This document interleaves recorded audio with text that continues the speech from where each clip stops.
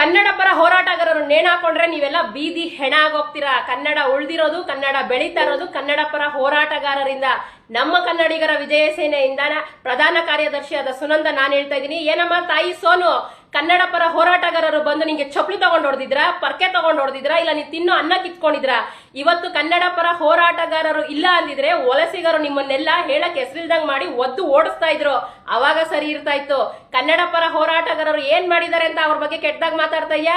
ನಿನಗೆ ಶೋಕಿ ಮಾಡಕ್ಕೆ, ಫೇಮಸ್ ಆಗಕ್ಕೆ, ಬಿಗ್ ಬಾಸ್ಗೆ ಹೋಗ್ಬೇಕು, ಟ್ರೋಲ್ ಆಗ್ಬೇಕು ಅನ್ನೋದಿದ್ರೆ ಮೊದ್ಲು ಮೈ ತುಂಬಾ ಬಟ್ಟೆ ಹಾಕೊಂಡು ಅನಾಥಾಶ್ರಮ, ವೃದ್ಧಾಶ್ರಮಕ್ಕೆ ಒಳ್ಳೊಳ್ಳೆ ಕೆಲಸಗಳನ್ನ ಮಾಡಿ, ಸೇವೆ ಮಾಡಿ, ಹೋಗು ಒಳ್ಳೇದ್ ಮಾಡ್ಬಿಟ್ಟು, ಅದನ್ನ ಬಿಟ್ಟು ನಿನ್ ತೇವ್ಲ್ಗೆ ಕನ್ನಡ ಪರ ಸಂಘಟನೆಗಳು, ಕನ್ನಡ ಪರ ಹೋರಾಟಗಾರರ ಬಗ್ಗೆ ಮಾತಾಡ್ತೀಯಲ್ಲ, ನಾಚಿಕೆ ಆಗಲ್ಲ? ನಮ್ ಕಾಲಿನ ಧೂಳಿಗೂ ಸಮ ಇಲ್ಲ. ನಮ್ಮ ನುಡಿಗಾಗಿ, ನಮ್ಮ ನಾಡಿಗಾಗಿ ನಾವು ಎಷ್ಟೇ ಅವಮಾನ ಆಗ್ಲಿ, ಅಪಮಾನ ಆಗ್ಲಿ, ನಿಸ್ವಾರ್ಥ ಸೇವೆ ಆಗಿ ನಮ್ಮ ನಾಡಿಗಾಗಿ, ನಮ್ಮ ನುಡಿಗಾಗಿ ಹೋರಾಡ್ತೀವಿ. ಆ ತಾಕತ್ತಿದ್ಯಾ ನಿನ್ಗೆ? ಬಾ ಒಂದಿನ ನಮ್ಮ ಕನ್ನಡಿಗರ ವಿಜಯ ಸೇನೆಗೆ ಕರ್ಕೊಂಡು ಹೋಗ್ತೀವಿ ಹೋರಾಟಕ್ಕೆ. ನಿನಗ ಯೋಗ್ಯತೆ ಇದೆಯಾ? ನಮ್ಮ ಕನ್ನಡಿಗರ ವಿಜಯ ಸೇನೆಯಿಂದ ಎಚ್ಚರಿಕೆ ಕೊಡ್ತಾ ಇದ್ದೀನಿ. ನಮ್ಮ ಸಂಸ್ಥಾಪಕ ರಾಜ್ಯಾಧ್ಯಕ್ಷರು ವಿಜಯ್ ಕುಮಾರ್ ನೇತೃತ್ವದಲ್ಲಿ ಬಂದು ನೀನೇನಾದ್ರೂ ಕ್ಷಮೆ ಕೇಳಲಿಲ್ಲ ಅಂದ್ರೆ ನಿನಗೆ ಮಾಡಬೇಕಾಗಿರೋ ಶಿಕ್ಷೆ ಮೋಕ್ಷೆ ಮಾಡೇ ಮಾಡ್ತೀವಿ.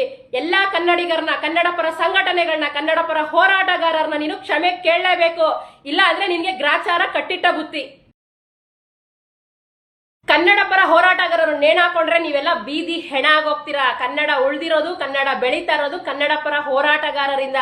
ನಮ್ಮ ಕನ್ನಡಿಗರ ವಿಜಯ ಸೇನೆಯಿಂದ ಪ್ರಧಾನ ಕಾರ್ಯದರ್ಶಿಯಾದ ಸುನಂದ ನಾನು ಹೇಳ್ತಾ ಇದ್ದೀನಿ. ಏನಮ್ಮ ತಾಯಿ ಸೋನು, ಕನ್ನಡ ಪರ ಹೋರಾಟಗಾರರು ಬಂದು ನಿಂಗೆ ಚಪ್ಪಲಿ ತಗೊಂಡು ಹೊಡೆದಿದ್ರ, ಪರ್ಕೆ ತಗೊಂಡು ಹೊಡೆದಿದ್ರ, ಇಲ್ಲ ನೀ ತಿನ್ನೋ ಅನ್ನ ಕಿತ್ಕೊಂಡಿದ್ರ? ಇವತ್ತು ಕನ್ನಡ ಪರ ಹೋರಾಟಗಾರರು ಇಲ್ಲ ಅಂದಿದ್ರೆ ವಲಸಿಗರು ನಿಮ್ಮನ್ನೆಲ್ಲ ಹೇಳಕ್ ಹೆಸರಿಲ್ದಂಗ್ ಮಾಡಿ ಒದ್ದು ಓಡಿಸ್ತಾ ಇದ್ರು. ಅವಾಗ ಸರಿ ಇರ್ತಾ ಇತ್ತು.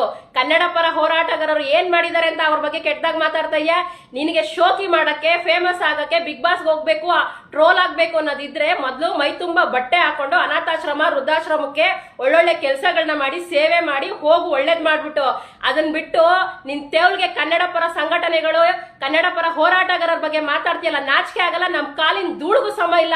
ನಮ್ಮ ನುಡಿಗಾಗಿ, ನಮ್ಮ ನಾಡಿಗಾಗಿ ನಾವು ಎಷ್ಟೇ ಅವಮಾನ ಆಗ್ಲಿ, ಅಪಮಾನ ಆಗ್ಲಿ, ನಿಸ್ವಾರ್ಥ ಸೇವೆ ಆಗಿ ನಮ್ಮ ನಾಡಿಗಾಗಿ, ನಮ್ಮ ನುಡಿಗಾಗಿ ಹೋರಾಡ್ತೀವಿ. ಆ ತಾಕತ್ತಿದ್ಯಾ ನಿನ್ಗೆ? ಬಾ ಒಂದಿನ ನಮ್ಮ ಕನ್ನಡಿಗರ ವಿಜಯ ಸೇನೆಗೆ ಕರ್ಕೊಂಡು ಹೋಗ್ತೀವಿ ಹೋರಾಟಕ್ಕೆ. ನಿನಗ ಯೋಗ್ಯತೆ ಇದೆಯಾ? ನಮ್ಮ ಕನ್ನಡಿಗರ ವಿಜಯ ಸೇನೆಯಿಂದ ಎಚ್ಚರಿಕೆ ಕೊಡ್ತಾ ಇದ್ದೀನಿ. ನಮ್ಮ ಸಂಸ್ಥಾಪಕ ರಾಜ್ಯಾಧ್ಯಕ್ಷರು ವಿಜಯ್ ಕುಮಾರ್ ನೇತೃತ್ವದಲ್ಲಿ ಬಂದು ನೀನೇನಾದ್ರೂ ಕ್ಷಮೆ ಕೇಳಲಿಲ್ಲ ಅಂದ್ರೆ ನಿನಗೆ ಮಾಡಬೇಕಾಗಿರೋ ಶಿಕ್ಷೆ ಮೋಕ್ಷೆ ಮಾಡೇ ಮಾಡ್ತೀವಿ. ಎಲ್ಲಾ ಕನ್ನಡಿಗರನ್ನ, ಕನ್ನಡ ಪರ ಸಂಘಟನೆಗಳನ್ನ, ಕನ್ನಡ ಪರ ಹೋರಾಟಗಾರರನ್ನ ನೀನು ಕ್ಷಮೆ ಕೇಳಲೇಬೇಕು. ಇಲ್ಲ ಅಂದ್ರೆ ನಿನ್ಗೆ ಗ್ರಾಚಾರ ಕಟ್ಟಿಟ್ಟ ಬುತ್ತಿ.